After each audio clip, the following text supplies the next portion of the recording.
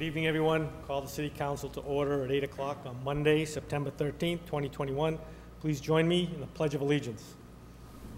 Pledge allegiance to the flag of the United States of America, to the republic which it stands, one nation, under God, indivisible, with liberty and justice for all. Thank you. So we have 33 items on this evening's agenda. I will ask the City Clerk to please read agenda item number 1. Minutes, City Council meeting, August 23rd, 2021. Councilor Tenera. Accept and place on file, please. Motion made and seconded to accept and place on file the minutes. Is there any discussion on the motion? Seeing none, all those in favor? Opposed? Is approved unanimous to file the minutes. Agenda item number 2. From Council President Ossing, having Mayor Vigent provide an update to the City Council regarding COVID-19. Mr. Mayor.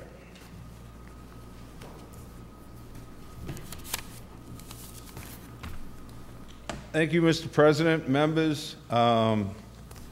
Hopefully soon we're not going to be doing these anymore, but we do have to continue doing them. We have seen an uptick in cases in the city. Currently we have 85 active cases in the city. We're running approximately a 3.14 positivity rate over the last 7 days.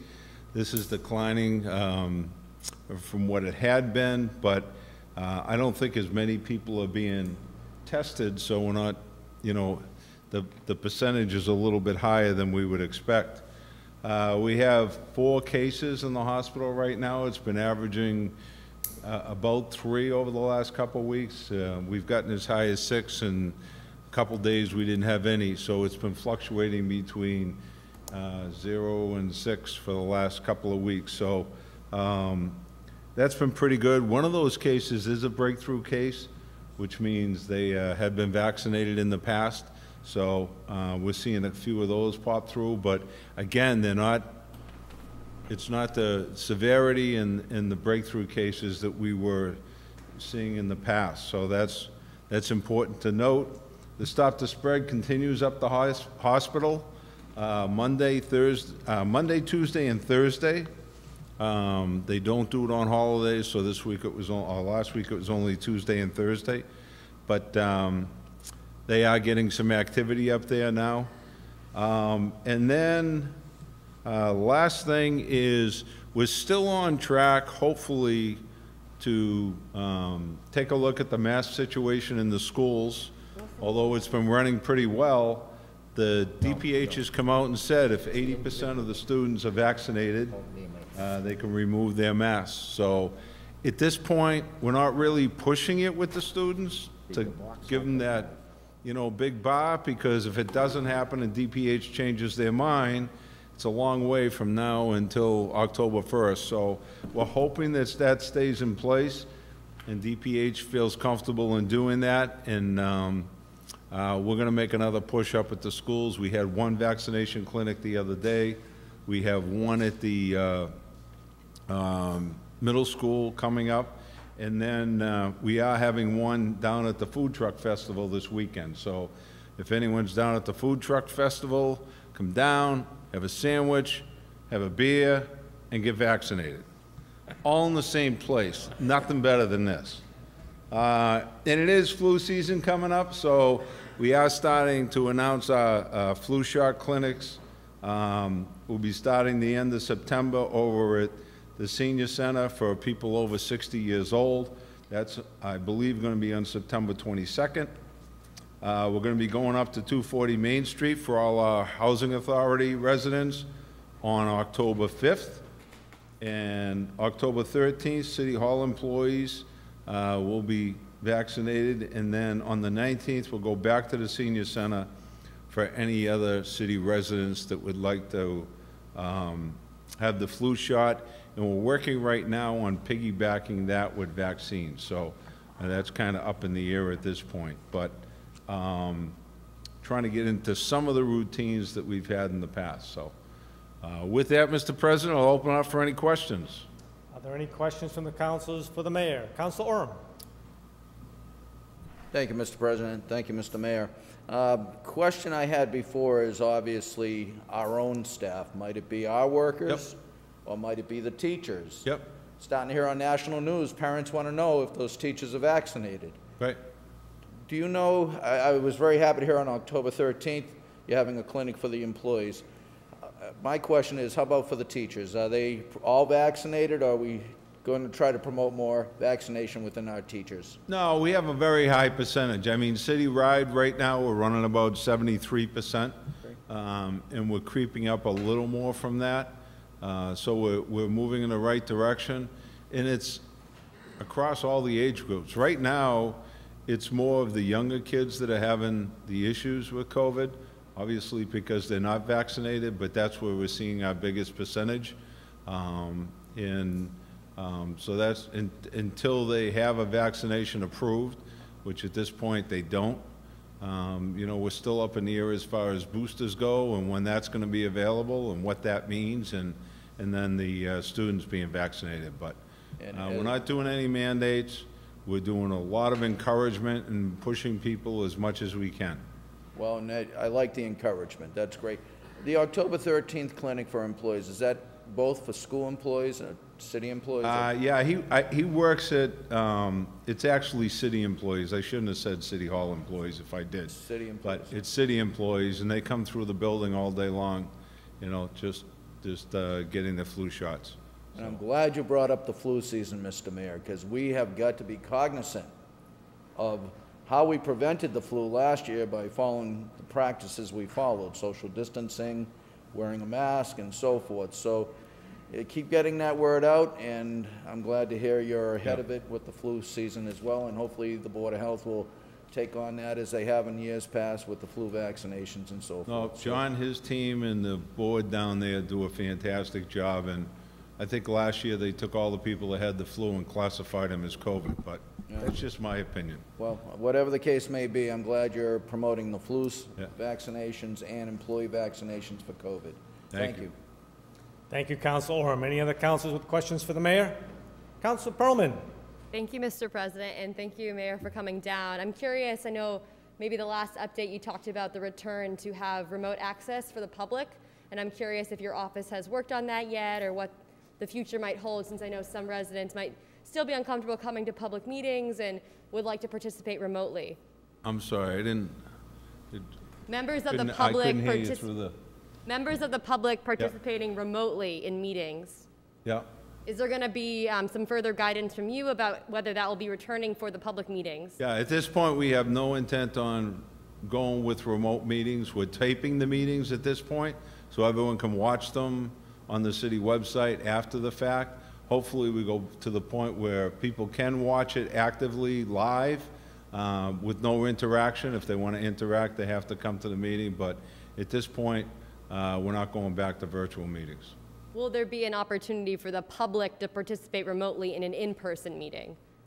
The public can come to the in-person meeting, correct? Okay, but your office is not considering any more of remote option if they have, you know, some sort of inability to come in person? I think well, we're going to have the open meetings just like they've always been. And if people can feel comfortable and come, they can wear masks if they feel more comfortable.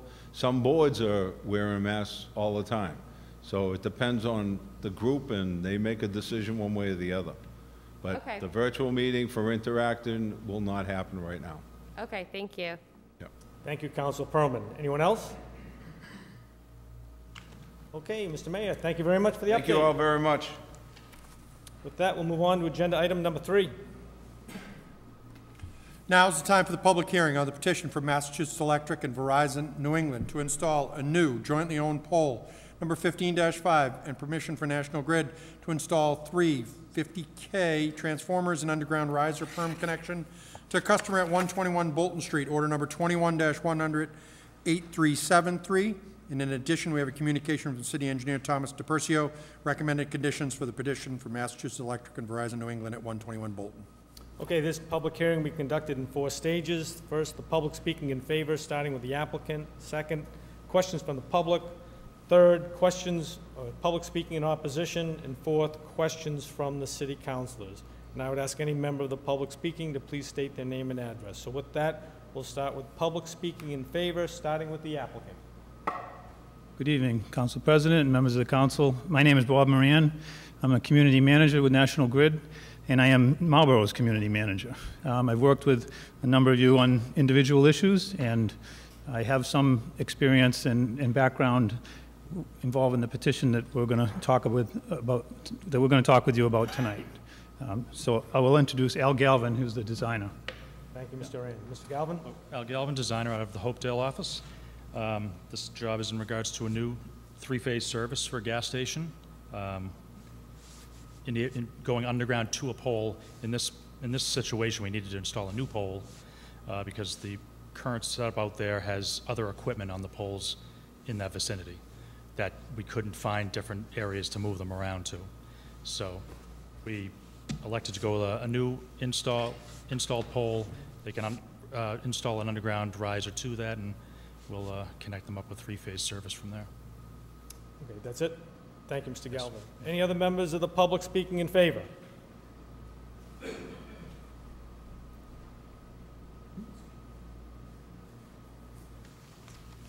Thank you, President Hostin and councilors. Brian Falk from Myrick O'Connell, 100 Front Street, appearing on behalf of One Energy, Inc., which is the owner of this property at 121 Bolton Street. As you know, the redevelopment of this property is well underway. This pole will accommodate a new service connection for the property. This is important to finalizing the project and opening as soon as possible. We appreciate the council's speedy approval of this petition. Thank you. Thank you, Mr. Falk. Any other members of the public speaking in favor? Any other members of the public speaking in favor? Any other members of the public speaking in favor? Hearing none, I'll close that part of the public hearing. Questions from the public?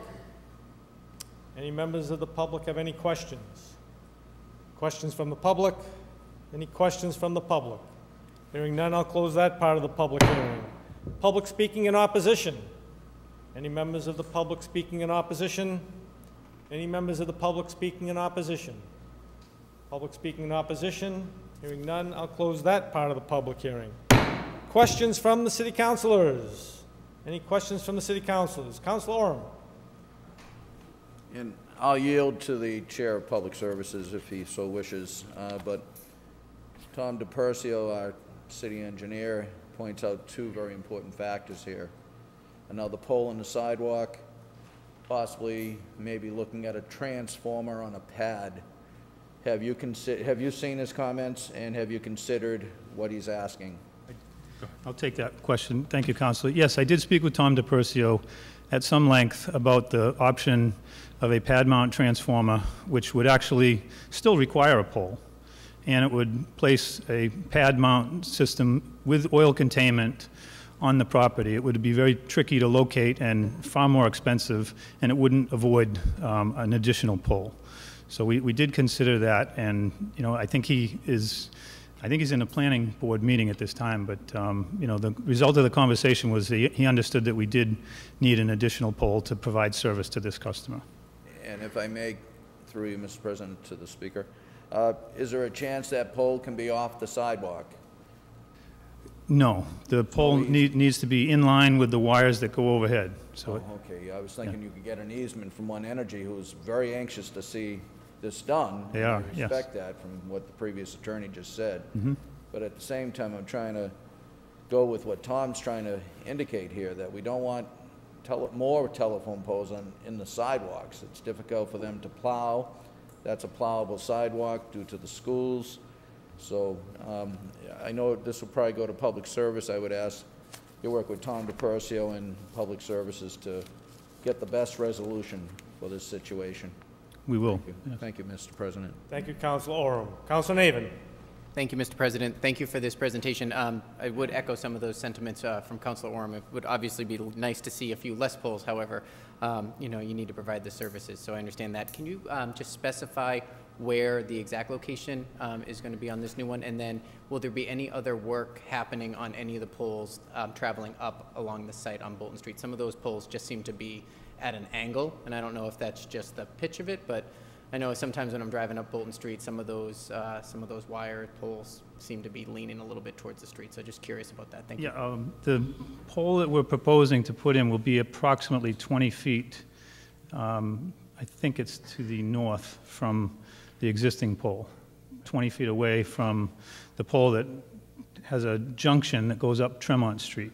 So that, in fact, that was the reason we couldn't use that pole for a riser, to bring it up on that same pole that already has a junction.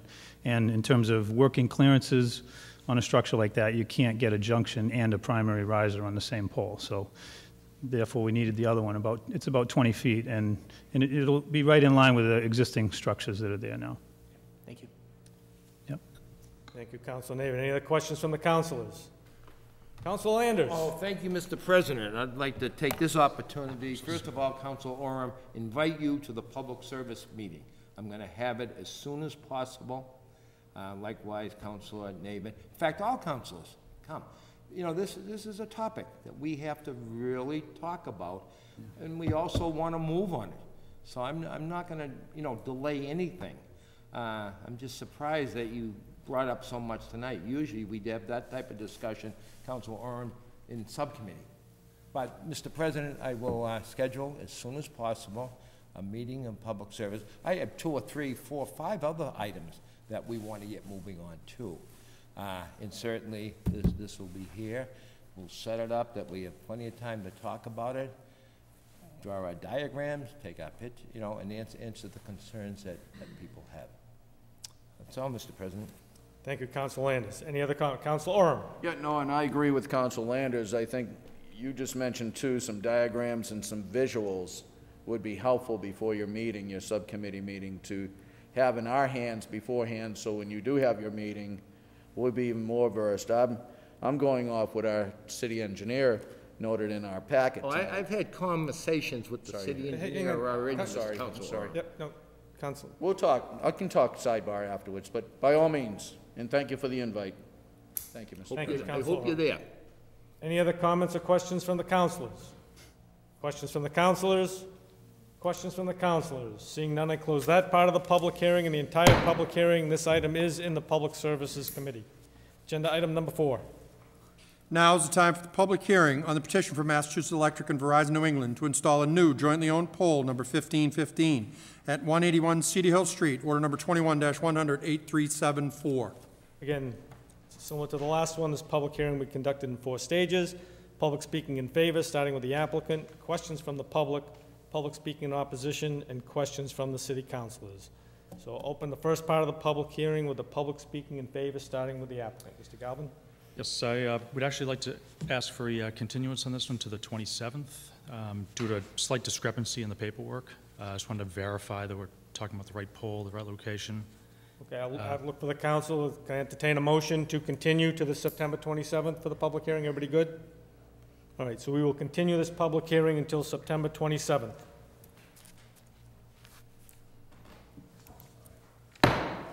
Agenda item number 5.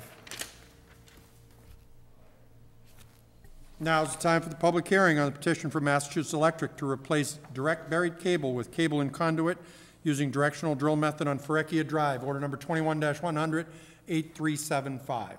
Again, this public hearing will be conducted in 4 stages. Public speaking in favor, questions from the public speaking in opposition, and questions from the city councilors. We'll open with the public speaking in favor, starting with the applicant. Mr. Galvin. This is a new installation technique to replace old primary, direct buried primary in Fereckia and a couple of off streets there. This is in order to limit past outage issues and voltage issues we've had in that area. So this would be the best way to go about it without disturbing driveways and street pavement, things like that. They drill straight in and can run cable and conduit, they call it, and run it along the street, and it's a much more stable technique they're using. Thank you, Mr. Galvin. Any other members of the public speaking in favor? Members of the public speaking in favor? Members of the public speaking in favor? Seeing none, I'll close that portion of the public hearing. Questions from the public? Any questions from the public? Any questions from the public? Questions from the public? Seeing none, I'll close that part of the public hearing. Public speaking in opposition. Are there any members of the public speaking in opposition? Any members of the public speaking in opposition? No members of the public speaking in opposition. I will close that part of the public hearing. Questions from the city councilors? Any questions from the city councilors? Councilor Orem. Well, thank you, Mr. President. Just a quick question. I never have seen, or if you could provide maybe for public services, a picture of the equipment you use. And the question I would have would be are the customers interrupted for their power for a certain time period with this directional drilling? And are there noise considerations as well? Sure, I'll take that. Thank you, Councilor. So the type of drilling is called directional drill, and it's a access hole and a target hole. We go in through the access hole, and we come up in the target hole, and then connect cable and conduit and pull it back through. So if it all goes correctly, and we don't run into the Rock of Gibraltar, we will be able to pull cable back already in conduit. And there are techniques to break up boulders and things that they will run into. But it does limit any curb cuts or driveways or aprons or anything like that. The intent is to avoid that. In terms of noise considerations, it would probably be significantly less noise than conventional trench, open trench, because we wouldn't be trenching down the whole street. So, does that answer your question? It does, and I can look it up on the web, what it looks like. Oh, I will get pictures to the city engineer as well. I'll make sure that thank you for your explanation. We do that. Yeah. Thank you, Mr. President. Thank you, Councilor Orem. Any other questions from the councilors? Questions from the councilors? Questions from the councilors? Councilor Landers, you good? Just a comment, Mr. President. Yes, that's in public services, and likewise, we'll get on that right off. It so happens that it's good that I'm chairman of public services. I happen to live in a neighborhood for 53 years that we were the first ones that went underground utility. And it's quite obvious that you guys have done a great job in recent years. You've basically done over that whole Miles Standish area, and you got some good crews there. So I become an expert in the different type of equipment, different type of cables, but unfortunately it cost me a lot of bottles of water in Arizona iced tea, but they're all good guys. Thank you, Mr. President. Thank you, Councilor Landers. Any other questions from the councilors? Questions from the councilors? Questions from the councilors? Seeing none, I'll close that part of the public hearing and the entire public hearing, and this is in public service. Mr. Moran, Mr. Galvin, thank you very much. Thank you.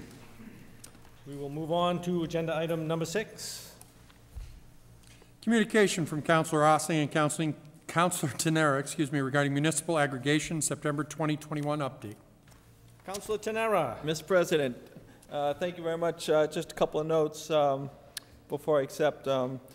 So in the second quarter of 2021, residents saved over $187,000. So we're still doing well. And the total savings from Inspire since 2019 to March 2021 is just under $3 million, $2,985,000. And the total program savings since inception has been a little over $7 million. So just to give you some notes, we're doing good things, and we continue to save the people money. So thank you very much. Accept and place on file. Motion to accept and place on file. Any discussion on the motion? Seeing none, all those in favor? Is approved 11-0. Agenda item number 7. Communication from the mayor regarding grant acceptances from the Executive Office of Public Safety and Security fiscal year 22 911 grant programs as follows. 1, in the amount of $28,721.48 to fund the purchase of equipment, conduct quality assurance reviews, and offset overtime costs for dispatch personnel. 2, in the amount of $154,964 to be used to offset personnel overtime costs in the Public Safety Dispatching Center. And 3, in the amount of $38,072.48 to the Police Department to fund all mandated trainings for dispatch personnel. Councilor Irish. Thank you, Mr. President. Motion to approve the grant, please. Motion made and seconded to approve the 3 grants. Is there any discussion on the motion? Seeing none, all those in favor? Opposed? It is approved 11-0. Agenda item number 8. Communication from the mayor regarding grant acceptances from Bay Path Elder Services awarded to the Council on Aging as follows. 1, in the amount of $7,000, which will be utilized to assist seniors to obtain a hoarding and clutter-free lifestyle. And 2, in the amount of $4,000, which will be utilized to have 2 trained and certified staff members in Pearls, which is the program to encourage active, rewarding lives. Councilor Irish. Thank you, Mr. President. Motion to approve the grant, and thank you to Bay Path Elder Services for a wonderful donation. Thank you, Mr. President. Motion made and seconded to approve the grants and recognize Bay Path for the generous donation. Any questions or comments? Councilor Oram. Thank you, Mr. President. I will try to not be on the floor too much, but this one item really impressed me. I thank Bay Path for recognizing this one major hurdle that public health is going through, and that's hoarding. I'm sure we all know, we see it on TV, but it's here too. Not just Marlborough, everywhere. And it is probably from isolation and not promoting public health. So this was a really good grant, and I hope we still consider going for more grant money or even doing it within house as time goes on, because this is a serious public health issue, and hoarding will not go away. And it's because of the isolation and other issues that have changed over the years, from the days when the families all lived together. So again, I just want to thank Bay Path and recognize the importance of promoting good health habits in respect to hoarding. Thank you. Thank you, Councilor Oram. Any other councilors? Any other councilors? So on the motion to approve the grant, all those in favor? Opposed? It is approved, 11-0. Agenda item number 9. Communication for the mayor regarding gift acceptance in the amount of $7,500 from Digital Federal Credit Union to the Police Department to support the department's community outreach programs such as the Youth Academy and the Christmas Heroes for Helpers program. Councilor Irish. Thank you, Mr. President. Thank you to Digital Federal Credit Union for supporting this very successful program for the last few years. Motion to approve the grant. Motion made and seconded to approve, in this case, a gift, and thank DCU for their generous donation. Any discussion on the motion? Seeing none, all those in favor? Opposed? It is approved, 11-0. Agenda item number 10. Communication from the mayor regarding transfer request in the amount of $93,243, which moves funds from reserve for salaries to sick leave buyback and longevity to fund recent retirements in the Department of Public Works and police departments. Councilor Irish. Thank you, Mr. President. Motion to refer to the Finance Committee, please. Motion made and seconded to refer to the Finance Committee. Is there any discussion on the motion? Seeing none, all those in favor? Opposed? It is referred to the Finance Committee, 11-0. Agenda item number 11. Communication from, Communication from the mayor, transfer request in the amount of $70,645, which moves funds from Assistant Building Commissioner to Contract Services to fund additional resources to assist within the building department. Councilor Irish. Thank you, Mr. President. Motion to refer to the Finance Committee, please. Motion made and seconded to refer to the Finance Committee. Is there any discussion on the motion? Seeing none, all those in favor? Opposed? Is approved to go to the Finance Committee, 11-0. Agenda item number 12. Communication from Solicitor Jason Grossfield regarding proposed zoning amendment to Chapter 650 of the Code to add a new section to create the Commercial Village Housing Overlay District in proper legal form. Order number 21-100-8293. Councilor Roby. Thank you, Mr. President. Move to accept and place on file the communication from the solicitor and refer the document to number 28. Motion made and seconded to accept and place on file the communication from the solicitor and move to agenda item number 28. Any discussion on the motion? All those in favor? Opposed? It is filed and moved to agenda item number 28. Agenda item 13. Communication from Solicitor Jason Grossfield regarding the application for a special permit from Attorney Michael Brangwin on behalf of Raising Cane's Restaurants, LLC, to construct and operate a restaurant with 2 drive-through service lanes on the site at 141 Boston Post Road West in proper legal form. Order number 21-100-8307. Councilor Roby. Thank you, Mr. President. Move to accept and place on file the communication and refer the document to number 29. Motion made and seconded to accept and place on file the communication from the solicitor and move the item to agenda item number 29. Any discussion on the motion? Seeing none, all those in favor? Opposed? It is filed and moved to agenda item number 29. Agenda item 14. Communication from Solicitor Jason Grossfield regarding the application for a special permit from Edgewood Entertainment, LLC, to operate indoor golf simulators in a bar area in the existing building at 229 Boston Post Road West in proper legal form. Order number 21-100-8328. Councilor Roby. Thank you, Mr. President. Move to accept and place on file the communication and move the document to number 30. Motion made and seconded to accept and file the communication and move the item to agenda item number 30. Any discussion on the motion? Seeing none, all those in favor? Opposed? It's carried to file and move to agenda item number 30.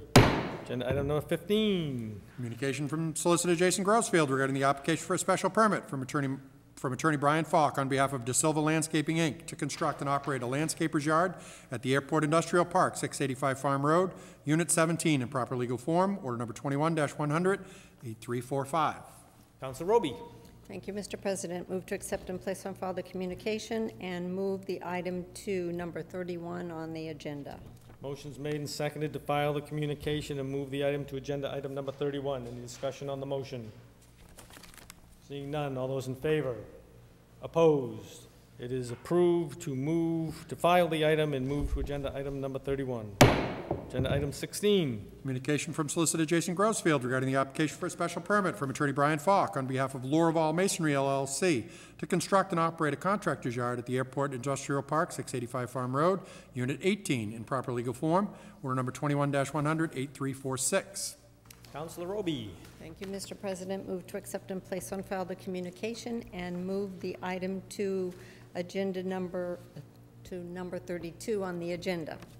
Motion made and seconded to file the communication and move the item to agenda item number 32. Is there any discussion on the motion? Seeing none, all those in favor? Opposed?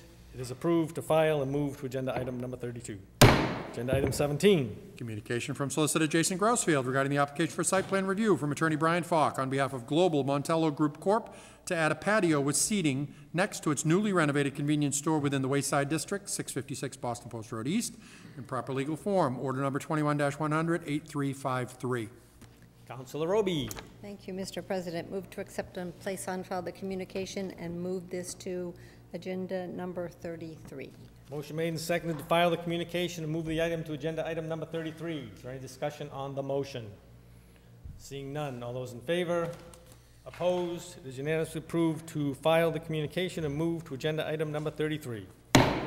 Agenda item 18. Communication from City Clerk Stephen Kerrigan regarding information on vote by mail and early voting, along with a request to authorize in-person early voting for the municipal election being held on Tuesday, November 2nd, 2021. Councilor Dumas, do you want to move this one, or are we all good with this one? I would actually like to motion to approve this one. Motion made and seconded to approve the communication from the city clerk, which will allow early voting for 1 week prior to the municipal election. Any discussion on the motion? Councilor Perlman. Thank you, Mr. President. I just wanted to say I was very excited to see this because we know that vote by mail and early voting was used so much during 2020 with the pandemic, and to my understanding, this will be the first time in a local election that it's occurred. So I hope the word gets out and that people are turning out to vote. So thank you so much. Thank you, Councilor Perlman. And as indicated in the city clerk's letter, the website is updated, so you can go and check it out. So any other discussion on the motion to approve the early voting for the municipal election? Seeing none, all those in favor? Opposed? It is approved. Agenda item 19.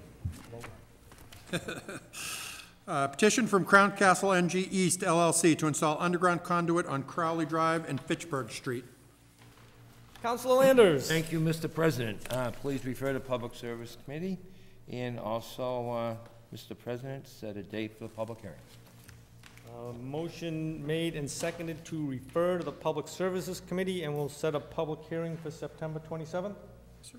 All right, so motion made and seconded to refer to the Public Service Committee and have a public hearing on September 27th. Any discussion on the motion? Seeing none, all those in favor?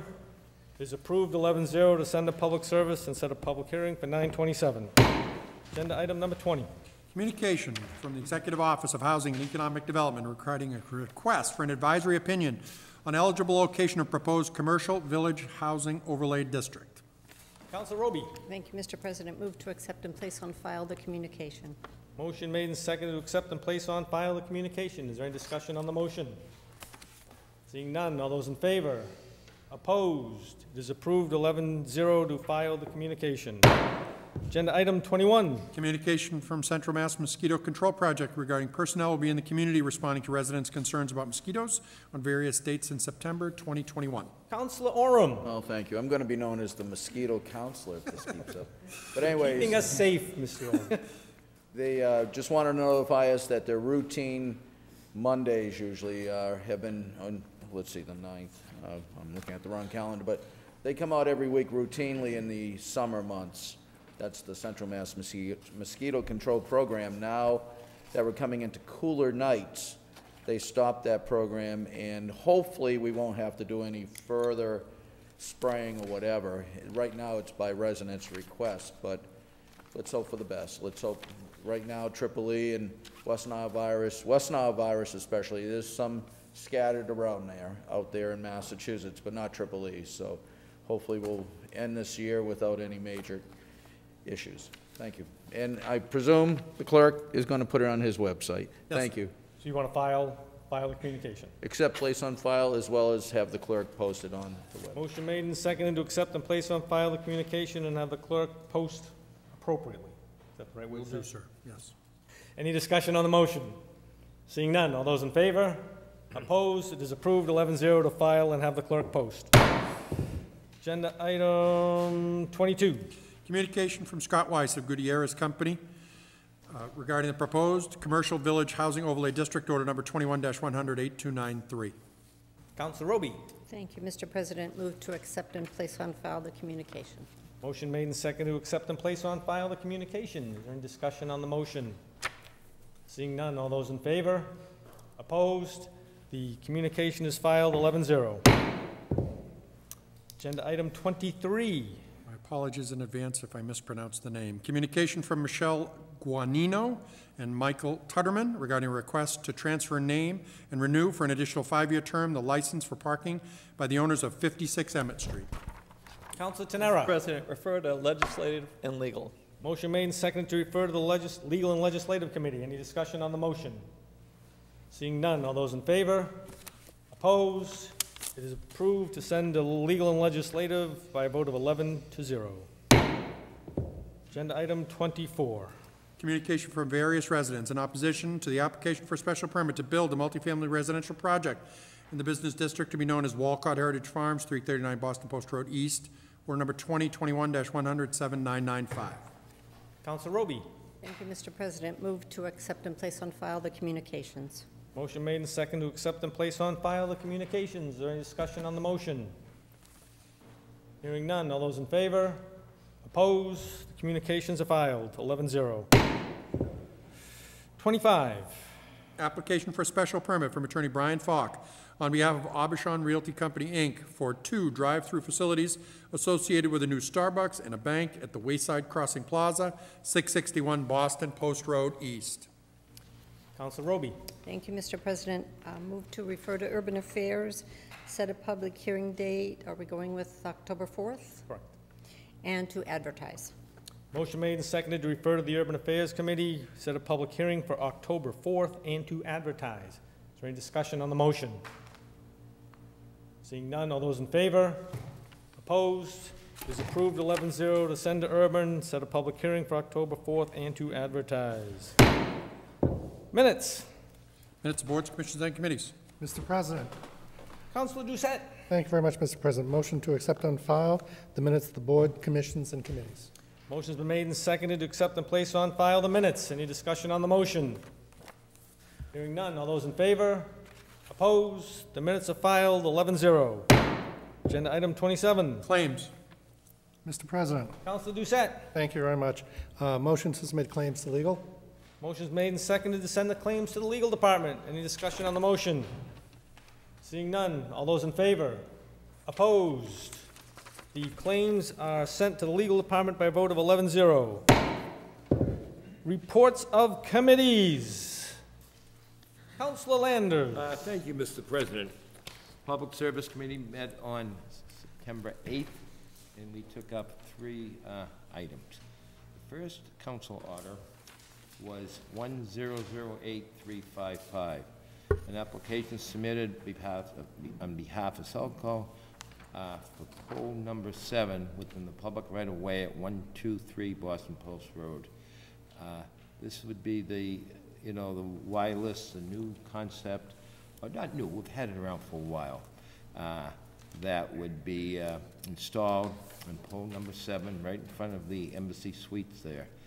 And I think the important thing to keep in mind working very closely with the city engineer, Tom, that the conditions are many.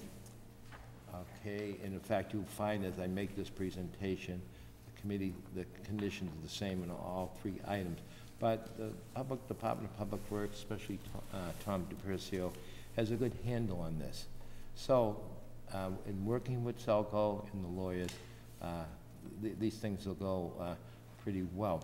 So, discussing at the meeting, discussing the conditions on a motion by Council Perlman and second by Councilor Irish. We recommend the approval of the petition as submitted to locate a small cell facility on pole 7 within the right-of-way at 123 Boston Post Road. Vote is 3-0.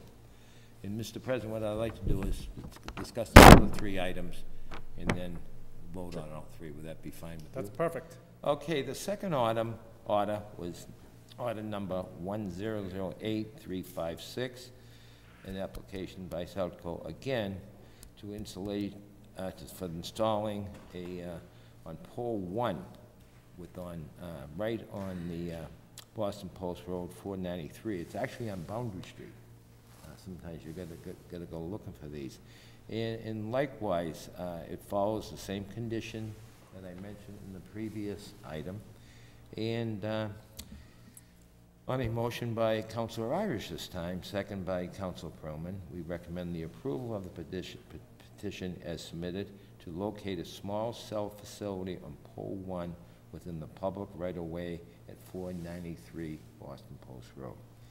And Mr. President, the third order that we discussed was order number 1008357, an application submitted by Southco. For this would be, you had to go looking for this one. This was for pole 22 that's actually on Ames Street in the intersection of a street that doesn't exist yet. And I went up and down that street, and I walked it, and I found it. But they're thinking ahead, and this is good. So basically, on a motion by Councilor Irish, second by Councilor Perlman, we recommend the approval of the petition as submitted to locate a small cell facility on pole number 1 within the public right-of-way at 493 Boston. Excuse me, I'll back up. On the right-of-way on Atkins Drive, which is actually on Monroe Drive. So this is something kind of new for us, but I think it's a good way of getting the type of coverage that we want in Marlborough. I mean, as we all drive around the city, we know that there are areas that are weak. I think right now, and I'm not saying this for sure, but I think, in many ways, the big cell towers are somewhat over. We have some, and we'll keep them. So, Mr. Chairman, those are the three items that we discussed and that the committee voted on. And what I'd like to do, Mr. President, is to request tonight a suspension of the rules that we can place all three draft petitions on the September 27th agenda and vote. Because remember, we did have, by law, a deadline on this. So by reporting it out tonight, by voting for a suspension, we will be able to meet that deadline and vote one way or the other on September 27th, which gets us under the wire, because I believe our deadline was September 28th. Correct. Yep. So the Chair of Public Service is asking for suspension of the rules. All those in favor of suspending the rules? And this is for all three orders, 8355, 8356, and 8357. All those in favor? Opposed? The rules are suspended. Thank you, Mr. President. So, Council Landers, you want to make the motion to refer these to the solicitor? Yeah, okay. We also make that motion to refer to the solicitor to have them in proper order. Thank you. Motion's made and seconded to refer all three orders, 8355, 8356, and 8357, to the solicitor to put in proper format so the council can act on them on our September 27th meeting. Any discussion on the motion? Hearing none. All those in favor? Opposed? All three items will be sent to the solicitor to be put in proper format for the September 27th meeting.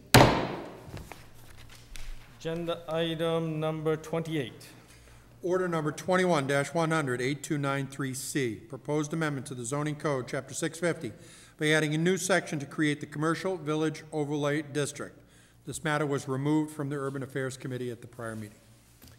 Councilor Roby. Thank you, Mr. President. As was just stated, this was taken out of committee. We're on a deadline. This needs to be approved tonight, so we don't have to go through the trouble of re-advertising and having a new public hearing.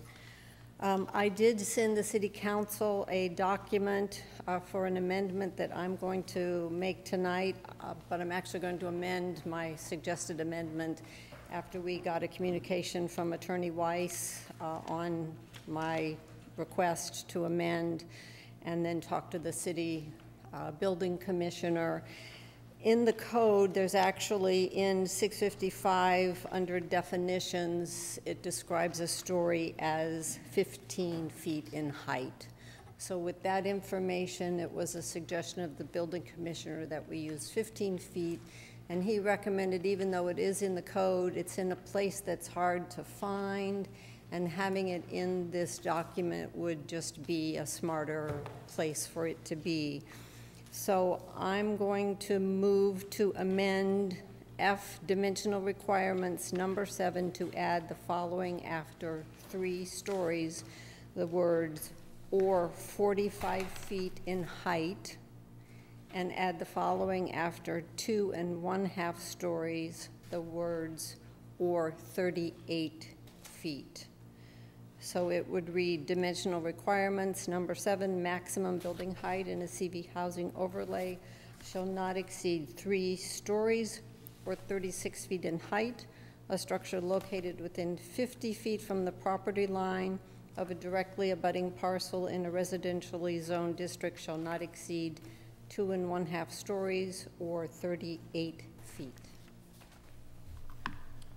All right, so just to be clear, the councilors should have gotten the email, and so you're basically asking your original amendment to strike 36 and put in 45, and to strike 30 and put in 38. Correct. Is that correct?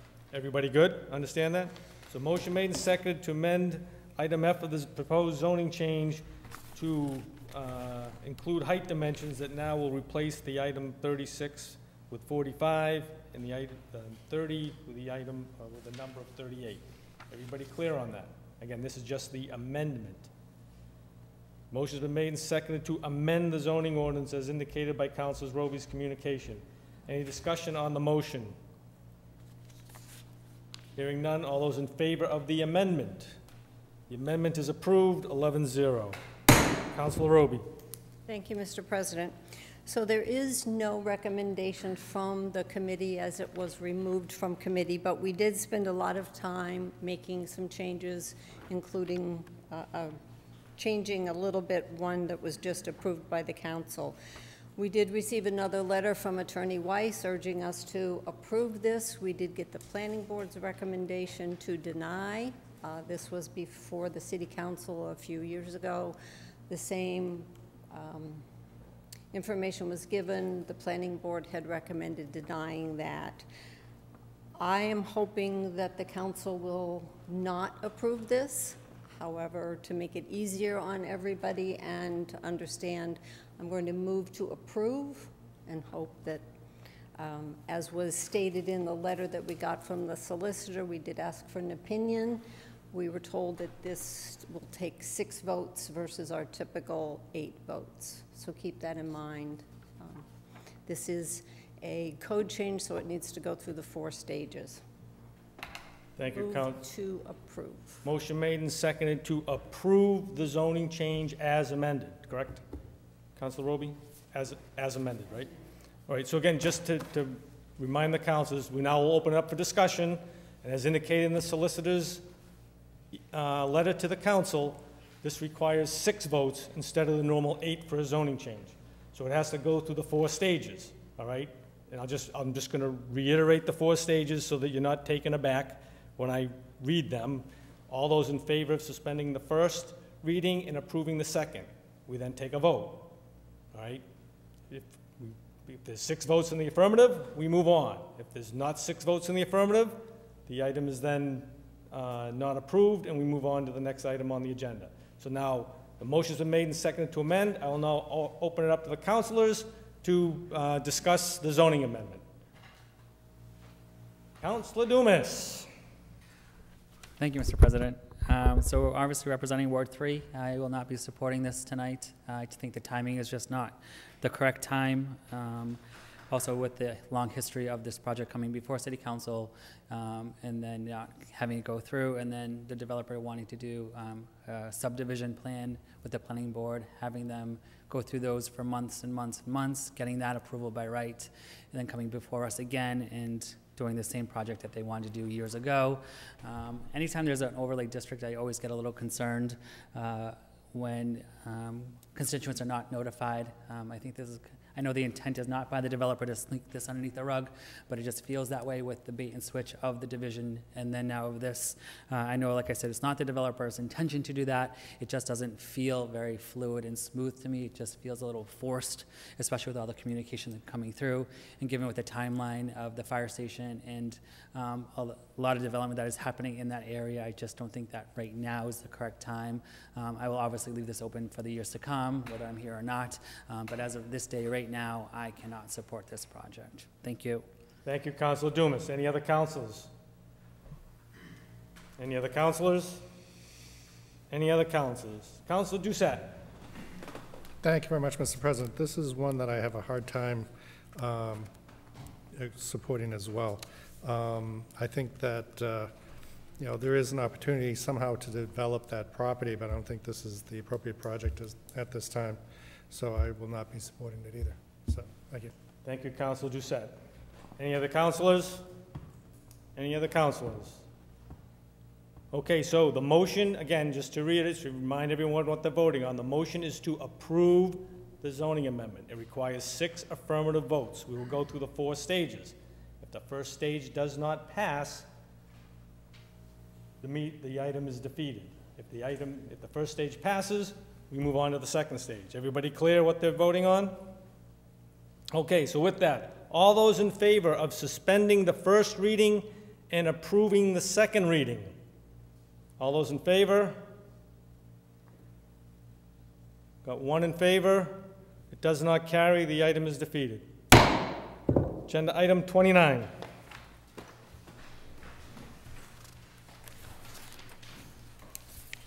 Order number 21-100, 8307D, an application for a special permit from Attorney Michael Brangman on behalf of Raising Cane's Restaurant, LLC, to construct and operate a restaurant with 2 drive-through service lanes on the site at 141 Boston Post Road West. Recommendation of the Urban Affairs Committee is to approve. Councilor Roby. Thank you, Mr. President. Move the recommendation of committee, which is to approve. Motion made and seconded to move the recommendation of the committee, which is to approve the special permit for Raising Cane's. Is there any discussion on the motion? Councilor Orm. Thank you, Mr. President. I would ask that this be continued until we get some of the concerns brought up by the abutter, McDonald's Corporation, reviewed. It's unfortunate it's back at the floor, but I am suggesting that it be continued, sent back to Urban Affairs.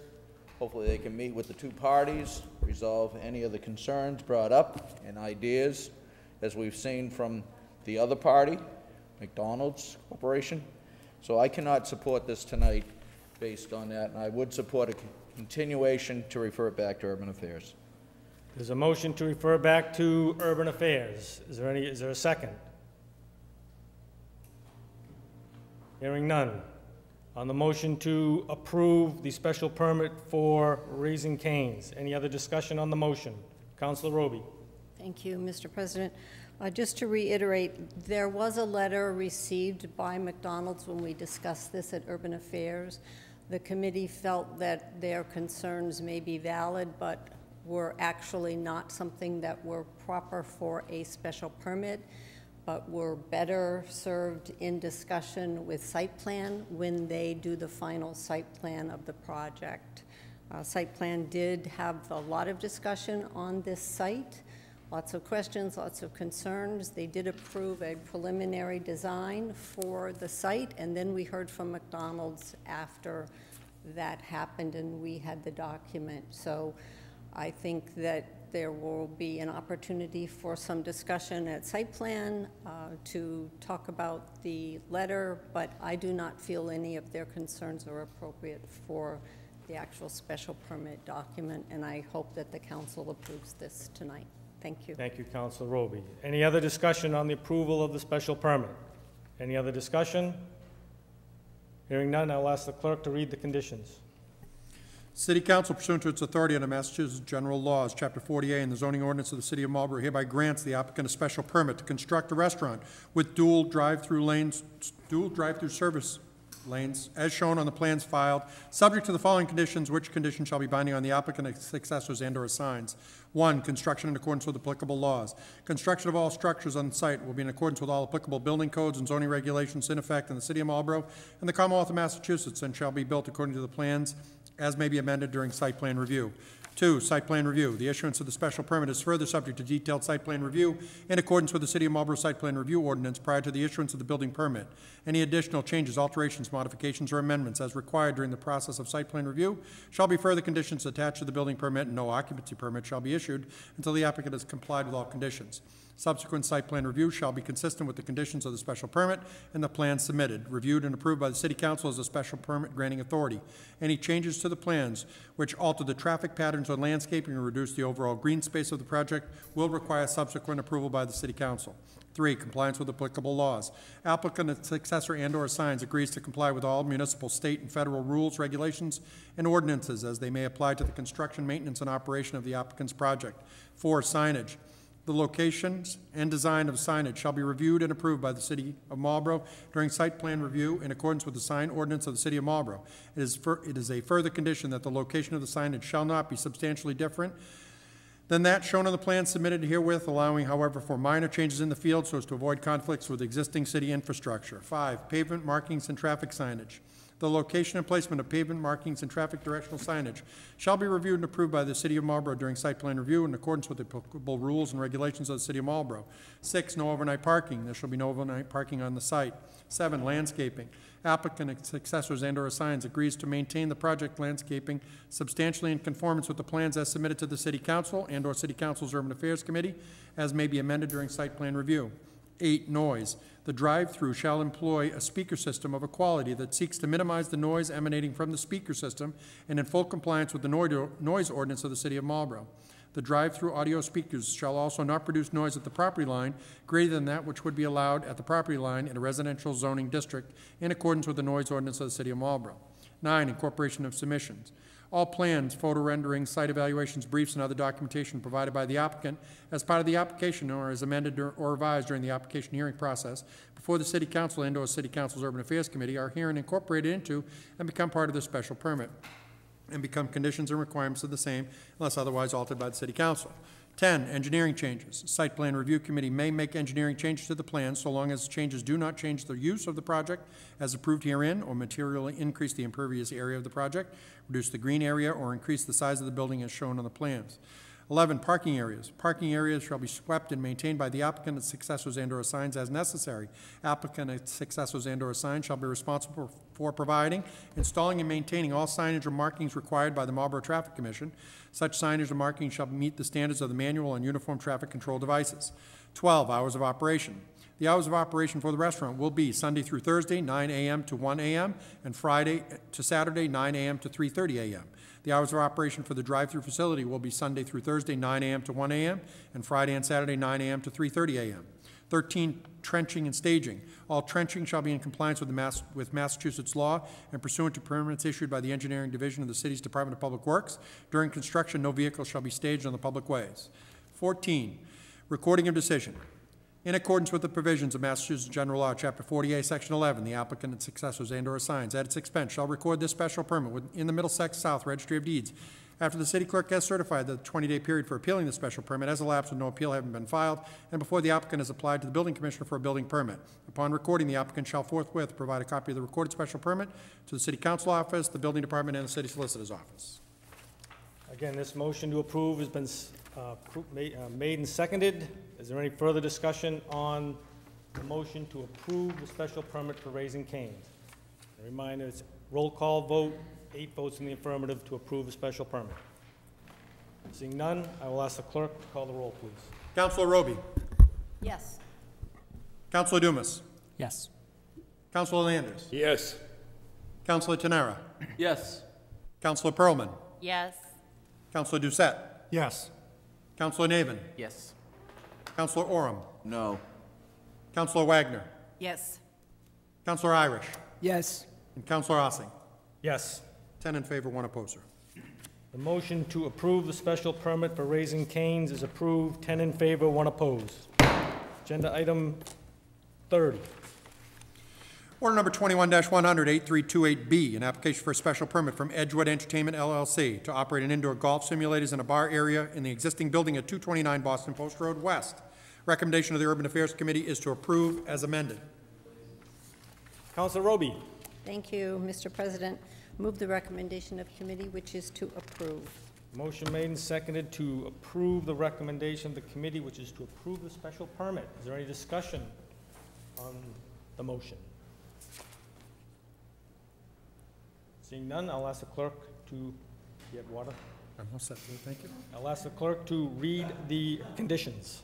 The City Council, pursuant to its authority under Massachusetts General Laws, Chapter 48, and the zoning ordinance of the City of Marlborough, hereby grants the applicant tenant, its successors, and assigns a special permit to operate an indoor recreation establishment and place of entertainment as shown on the plans filed, subject to the following conditions, which conditions shall be binding on the applicant and successors and/or assigns. 1, incorporation of submissions. All plans, photo renderings, site evaluations, briefs, and other documentation provided by the applicant as part of the application and as amended or revised during the application hearing process before the City Council and/or City Council's Urban Affairs Committee are herein incorporated into and become part of the special permit and become conditions and requirements of the same unless otherwise altered by the City Council. 2, signage. Any signage installed or erected on the site shall meet the requirements of the sign ordinance of the City of Marlborough without variance.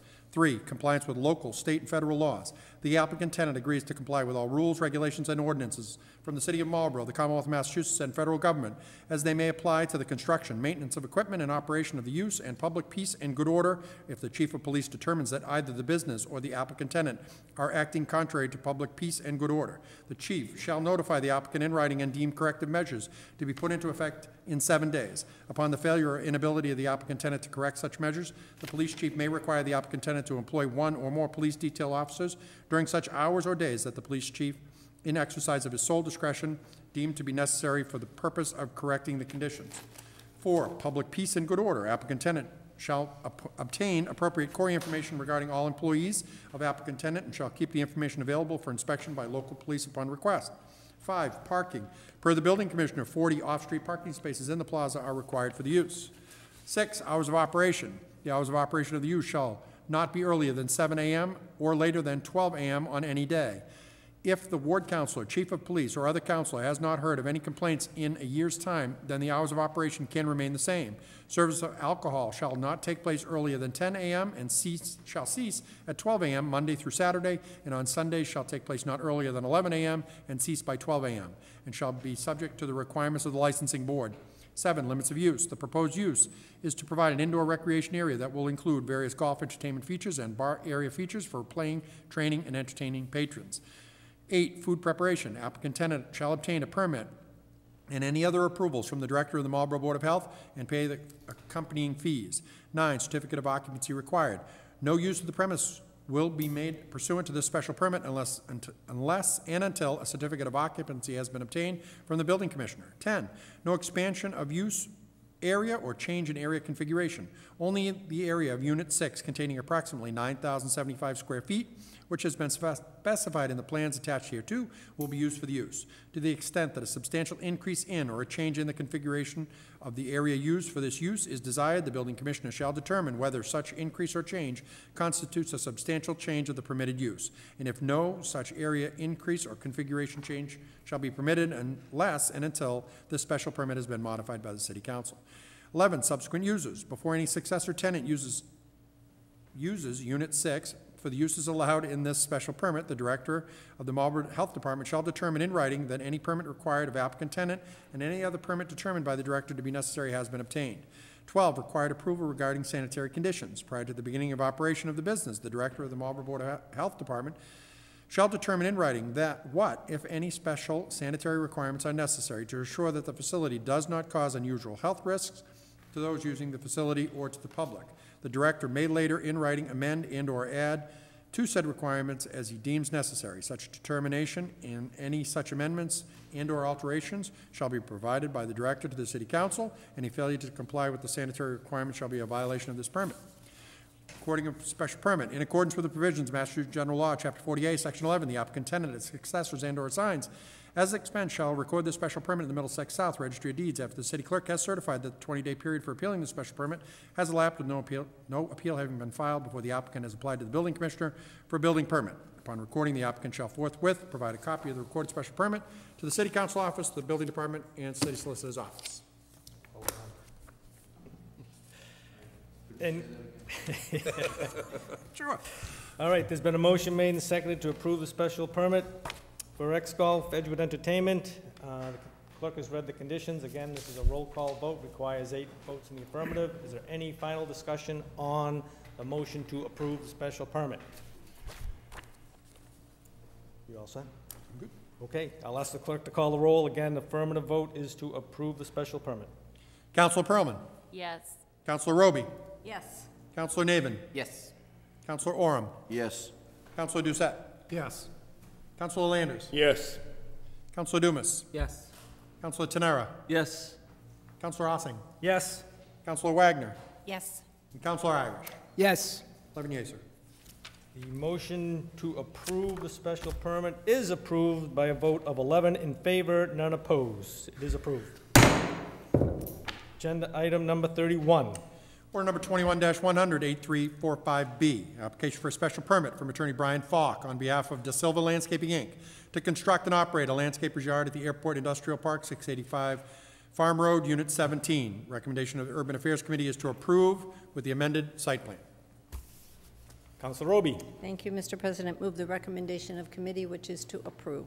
Motion is made and seconded to move the recommendation of the committee, which is to approve the landscape yard. I'll have the clerk read the conditions. The City Council, pursuant to its authority under Massachusetts General Law, Chapter 48, and the zoning ordinance of the City of Marlborough, hereby grants the applicant a special permit for a landscape contractor's yard at 685 Farm Road, Unit 17, also known as 49 Airport Boulevard, as shown on the plans filed, subject to the following conditions, which conditions shall be binding on the applicant and successors and/or signs. 1, construction in accordance with applicable laws. Construction of all structures on the site is to be in accordance with all applicable building codes and zoning regulations in effect in the City of Marlborough and the Commonwealth of Massachusetts, and shall be built according to the plans as may be amended during site plan review. 2, site plan review. The issuance of this special permit is further subject to detailed site plan review by the Site Plan Review Committee in accordance with the City of Marlborough Site Plan Review Ordinance prior to the issuance of the building permit. Any additional changes, alterations, modifications, or amendments as required during the process of site plan review shall be further conditions attached to the building permit, and no occupancy permit shall be issued until the applicant has complied with all the conditions. Subsequent site plan review shall be consistent with the conditions of this special permit and the plan submitted, reviewed, and approved by the City Council as a special permit granting authority. 3, modification of plans. Notwithstanding conditions number 1 and 2 above, the City Council or the Site Plan Review Committee may approve engineering changes to the plans so long as the changes do not change the use as approved herein or materially increase the impervious area of the use, reduce the green area, alter traffic flow, or increase the size of the building as shown in the plans.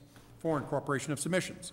All plans, photo renderings, site evaluations, briefs, and other documentation provided by the applicant as part of the application and/or is amended or revised during the application hearing process before the City Council and/or City Council's Urban Affairs Committee are herein incorporated into and become part of this special permit and become conditions and requirements of the same unless otherwise altered by the City Council. 5, stormwater and erosion control management. The applicant, its successors, and/or assigned shall ensure that its site superintendent during construction of this project is competent in stormwater and erosion control management. This individual's credentials shall be acceptable to the Engineering Division of the City's Department of Public Works and the City's Conservation Commission. This individual shall be responsible for checking the site before, during, and after storm events, including weekends and evenings when storms are predicted. This individual shall ensure that no untreated stormwater leaves the site consistent with the state's and city's stormwater regulations. This individual shall ensure compliance with the approved sequence of construction plan and the approved erosion control plan. The applicant and successors and/or assigned shall grant this individual complete authority of the site as it relates to stormwater and erosion controls. Fencing. In accordance with Section 650-18A-48 of the zoning ordinance, the applicant shall install solid fencing to screen areas of the site used for the storage of vehicles, equipment, and materials from the street and adjacent properties, and shall maintain the fencing in good repair. The fencing shall comply with the requirements of all applicable city ordinances. 7. Outdoor storage areas. In accordance with Section 650-18A-48 of the zoning ordinance, the outdoor storage of vehicles, equipment, and materials shall be located on impervious and otherwise dust-free surfaces. Materials shall be stored with sufficient protections to avoid damage to landscape areas and to avoid interference with the proper functioning of stormwater infrastructure. Lawn areas shall be separated from adjacent parking storage areas with curbing. The bulk storage of bark mulch at the site shall be subject to fire safety conditions approved through the site plan review process. The site shall not be used to store grass clippings or similar debris. 8. Indoor storage areas. Building areas used to store vehicles, equipment, and materials indoors shall be equipped with floor drainage systems designed to prevent fuel, oil, and other hazardous materials from entering the stormwater or sewer systems approved through the site plan review process. 9. Vehicle repairs and maintenance. The site may not be used for major repairs of vehicles and equipment, but minor maintenance of vehicles and equipment which are exclusively operated as part of the use may be performed indoors only, subject to condition number 10. 10. Noise and air quality. The applicant and successors and/or assigned shall comply with the city's noise ordinance and shall comply with all state and federal requirements governing air quality and emissions. 11. Lighting. Exterior lighting at the site shall be downward facing and shielded to minimize impacts on neighboring properties, with the lighting plan for the site to be reviewed and further conditioned during the site plan review process. Exterior lighting at the site shall be shut off outside of operating hours except for lighting necessary for security and emergency access. 12. Compliance with applicable laws. The applicant and successors and/or assigns agrees to comply with all municipal, state, and federal rules, regulations, and ordinances as they may apply to the construction, maintenance, and operation of the use. Recording of decision. In accordance with the provisions of Massachusetts General Law, Chapter 48, Section 11, the applicant and successors and/or assigns at his expense shall record this special permit in the Middlesex South Registry of Deeds after the city clerk has certified that the 20-day period for appealing the special permit has elapsed with no appeal having been filed and before the applicant has applied to the building commissioner for a building permit. Upon recording, the applicant shall forthwith provide a copy of the recorded special permit to the City Council Office, the Building Department, and the City Solicitor's Office. Well done. Thank you, sir. All right, the motion is made and seconded to approve the special permit for the landscaping yard. The conditions have been read. Is there any discussion on the motion to approve the special permit? Seeing none, I'll ask the clerk to call the roll, please. Councilor Tenera. Yes. Councilor Landers. Yes. Councilor Doucette. Yes. Councilor Irish. Yes. Councilor Wagner. Yes. Councilor Orem. Yes. Councilor Ossing. Yes. Councilor Dumas. Yes. Councilor Pearlman. Yes. Councilor Roby. Yes. Councilor Navin. Yes. 11 yeas, sir. Motion to approve the landscape yard is approved. 11 in favor, none opposed. Agenda item 32. Order number 21-100-8346B, application for a special permit from Attorney Brian Falk on behalf of Loroval Masonry LLC to construct and operate a contractor's yard at the Airport Industrial Park, 685 Farm Road, Unit 18. And the recommendation of the Urban Affairs Committee is to approve. Councilor Roby. Thank you. Move the recommendation of committee, which is to approve. Motion's been made and seconded to move the recommendation of the committee, which is to approve the contractor yard. I will ask the clerk to read the conditions, please. The City Council, pursuant to its authority under Massachusetts General Laws, Chapter 48, and the zoning ordinance of the City of Marlborough, hereby grants the applicant a special permit for a contractor's yard at 685 Farm Road, Unit 18, also known as 37 Airport Boulevard, as shown in the plans filed, subject to the following conditions, which condition shall be binding on the applicant, its successors, and/or assigns. 1. Construction in accordance with applicable laws. Construction of all structures on the site is to be in accordance with all applicable building codes and zoning regulations in effect in the City of Marlborough and the Commonwealth of Massachusetts, and shall be built according to the plans as may be amended during site plan review. 2. Site plan review.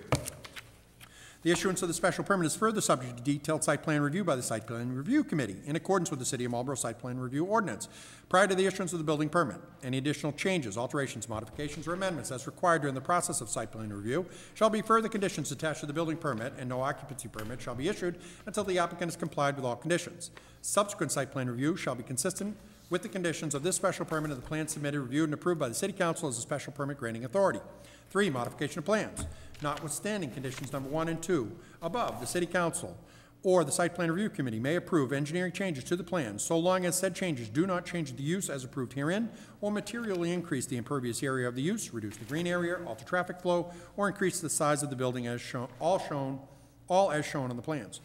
4, incorporation of submissions. All plans, photo renderings, site evaluations, briefs, and other documentation provided by the applicant as part of the application or as amended or revised during the application hearing process before the City Council and/or City Council's Urban Affairs Committee are herein incorporated into and become part of this special permit and become conditions or requirements of the same unless otherwise altered by the City Council.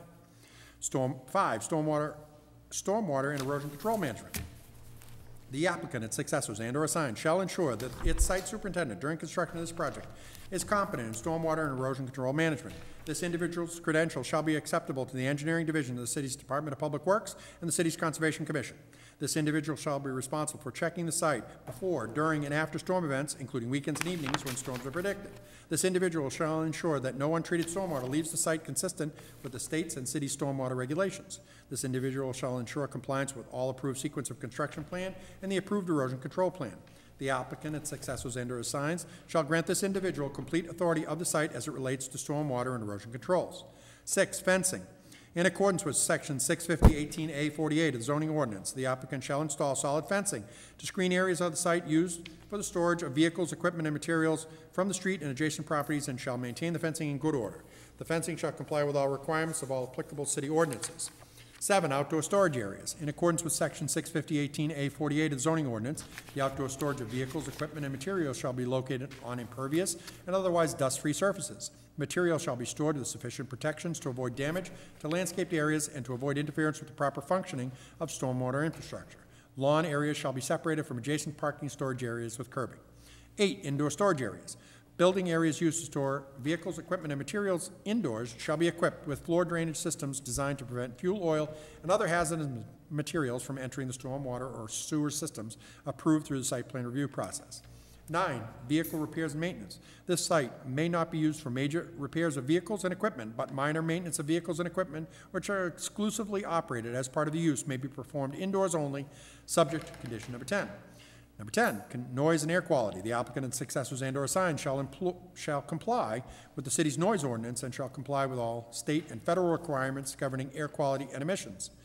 11, lighting. Exterior lighting at the site shall be downward facing and shielded to minimize impacts on neighboring properties with a lighting plan for the site to be reviewed and further conditioned during the site plan review process. Exterior lighting at the site shall be shut off outside of operating hours except for lighting necessary for security and emergency access. 12, compliance with applicable laws. The applicant, its successors, and/or assigns agrees to comply with all municipal, state, and federal rules, regulations, and ordinances as they may apply to the construction, maintenance, and operation of the use. 13, recording of decision. In accordance with the provisions of Massachusetts General Law, Chapter 48, Section 11, the applicant, its successors, and/or assigns at its expense shall record this special permit in the Middlesex South Registry of Deeds after the city clerk has certified that the 20-day period for appealing the special permit has elapsed with no appeal having been filed and before the applicant has applied to the building commissioner for a building permit. Upon recording, the applicant shall forthwith provide a copy of the recorded special permit to the city council office, the building department, and the city solicitor's office. Well done. Thanks, sir. Okay, any discussion on the approval of the special permit now that you've heard the conditions? The motion from the Urban Affairs was to approve. The motion has been made and seconded to approve. So is there any discussion on the special permit? Seeing none, I will ask the clerk to call the roll, please. Councilor Orem? Yes. Councilor Irish? Yes. Councilor Dumas? Yes. Councilor Doucette? Yes. Councilor Tenara? Yes. Councilor Roby? Yes. Councilor Landers? Yes. Councilor Wagner? Yes. Councilor Navin? Yes. Councilor Ossing? Yes. Councilor Perlman? Yes. 11 yeas, sir. Motion to approve the special permit for the contractor yard is approved. 11 in favor, none opposed. Agenda item 33.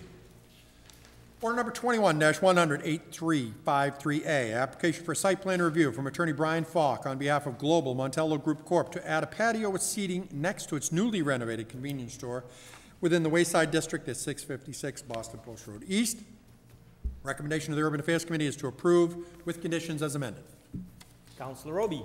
Thank you, Mr. President. So, councilors, this is a little different than the prior items that we've gone through. It is a site plan approval, and That's because this is in the Wayside District, and the City Council made itself site plan approval.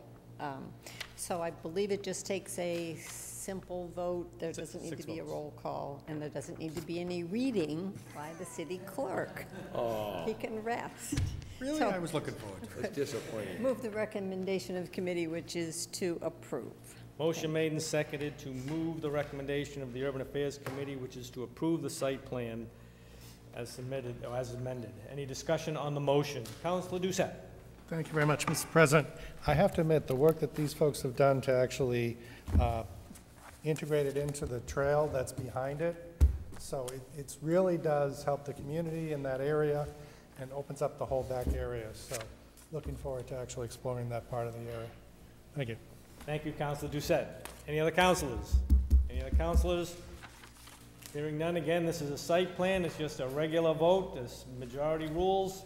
All those in favor of approving the site plan for Alltown? All those in favor? Opposed? It is approved, 11-0. Councilor Tenera. Motion to adjourn. Motion made and seconded to adjourn. All those in favor? Opposed? We are adjourned at 9:21. Thank you, councilors, for a long evening. Thank you very much.